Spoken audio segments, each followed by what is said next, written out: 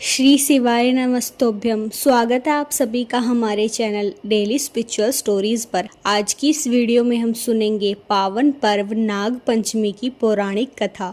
कहा जाता है कि इस कथा को अंत तक सुनने से आपके परिवार पर कभी भी कोई संकट नहीं आता है। साथ ही वीडियो के अंत में जानेंगे वह 3 महानियम जिनका पालन आप नाग पंचमी के दिन जरूर से जरूर करना चाहिए। तो चलिए भक्तों, कथा की शुरुआत करते हैं। लेकिन उससे पहले सावन मास की इस पावन नाग पंचमी के बेहद शुभ और मंगलकारी अवसर पर अपने परिवार की सांपों के भय से रक्षा, काल सर्प दोष से मुक्ति और सुख समृद्धि की कामना के लिए कमेंट बॉक्स में नमो अस्तु सर्पोभय या जय नाग देवता या हर हर महादेव जरूर लिखें। नाग देवता का नाम आपके घर की हर अदृश्य संकट से रक्षा करेगा। आइए अब सुनते हैं नाग पंचमी की पौराणिक व्रत कथा। प्राचीन काल में एक सेठ जी के 7 पुत्र थे। सातों के विवाह हो चुके थे। सबसे छोटे पुत्र की पत्नी श्रेष्ठ चरित्र की, विदुषी और सुशील थी, परंतु उसका कोई भाई नहीं था। एक दिन बड़ी बहू ने घर लीपने को पीली मिट्टी लाने के लिए सभी बहुओं को साथ चलने को कहा, तो सभी धलिया और खुरपी लेकर मिट्टी खोदने लगी। तभी वहां एक सर्प निकला, जिसे बड़ी बहू खुरपी से मारने लगी। यह देखकर छोटी बहू ने उसे रोकते हुए कहा, बहन, इसे मत मारो, यह बेचारा निरपराध है। यह सुनकर बड़ी बहू ने उसे नहीं मारा। तब सर्प एक ओर जा बैठा। जब छोटी बहू ने उससे कहा, हम अभी लौटकर आती हैं, तुम यहाँ से मत जाना। यह कहकर वह सबके साथ मिट्टी लेकर घर चली गई और वहाँ काम काज में फंसकर सर्प से जो वादा किया था वह उसे भूल गई। उसे दूसरे दिन वह बात याद आई तो वो सबको साथ लेकर वहाँ पहुँची और सर्प को उस स्थान पर बैठा देखकर बोली, सर्प भैया नमस्कार। सर्प ने कहा, तू भैया कह चुकी है इसलिए तुझे छोड़ देता हूँ, नहीं तो झूठी बात कहने के कारण तुझे अभी डस लेता। वह बोली, भैया मुझसे भूल हो गई, उसकी क्षमा मांगती हूँ। तब सर्प बोला, अच्छा तू आज से मेरी बहन हुई और मैं तेरा भाई हुआ, तुझे जो मांगना है मांग ले। वह बोली, भैया मेरा कोई नहीं है, अच्छा हुआ जो तू मेरा भाई बन गया।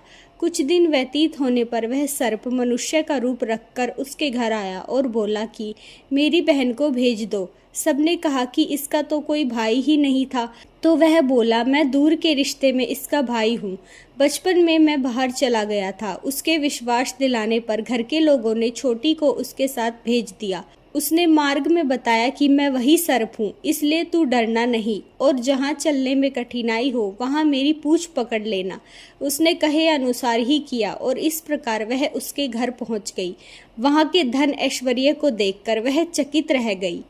एक दिन सर्प की माता ने उससे कहा, मैं एक काम से बाहर जा रही हूँ, तू अपने भाई को ठंडा दूध पिला देना। उसे यह बात ध्यान न रही और उसमें गर्म दूध पिला दिया, जिसमें उसका मुख बेतरह जल गया। यह देखकर सर्प की माता बहुत क्रोधित हुई, परंतु सर्प के समझाने पर वह शांत हो गई। तब सर्प ने कहा कि बहन को अब उसके घर भेज देना चाहिए। तब सर्प और उसके पिता ने उसे बहुत सा सोना, चांदी, जवाहरात, वस्त्र भूषण आदि देकर उसे घर पहुंचा दिया। इतना ढेर सारा धन देखकर बड़ी बहू ने ईर्ष्या से कहा, भाई तो बड़ा धनवान है, तुझे तो उससे और भी धन लाना चाहिए था। सर्प ने यह वचन सुना तो सब वस्तुएं सोने की लाकर दे दी।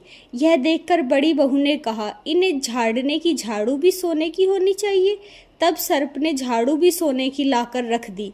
सर्प ने छोटी बहू को हीरे मणियों का एक अद्भुत हार दिया था। उसकी प्रशंसा उस देश की रानी ने भी सुनी और वह राजा से बोले कि सेठ की छोटी बहू का हार यहाँ आना चाहिए।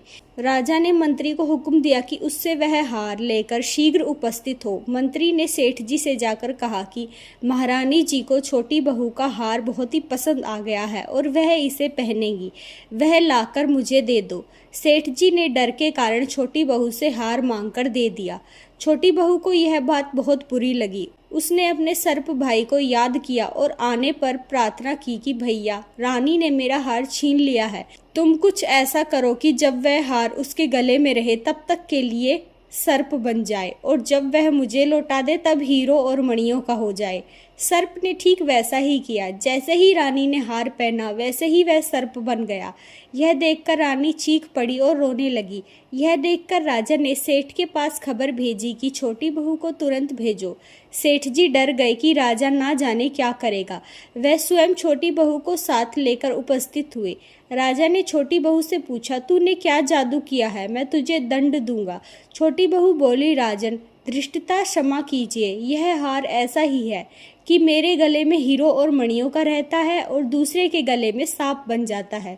यह सुनकर राजा ने वह सांप बना हुआ हार उसे देकर कहा, अभी पहनकर दिखाओ। छोटी बहू ने जैसे ही उसे पहना वैसे ही वह हीरे और मणियों का हो गया। यह देखकर राजा को उसकी बात का विश्वास हो गया और उसने प्रसन्न होकर उसे बहुत सी मुद्राएं भी पुरस्कार में दे दी। छोटी बहू अपने हार और इन सहित मुद्राओं सहित अपने घर लौट आई। उसके धन को देखकर बड़ी बहू ने ईर्ष्या के कारण उसके पति को सिखाया कि छोटी बहू के पास कहीं से धन आया है।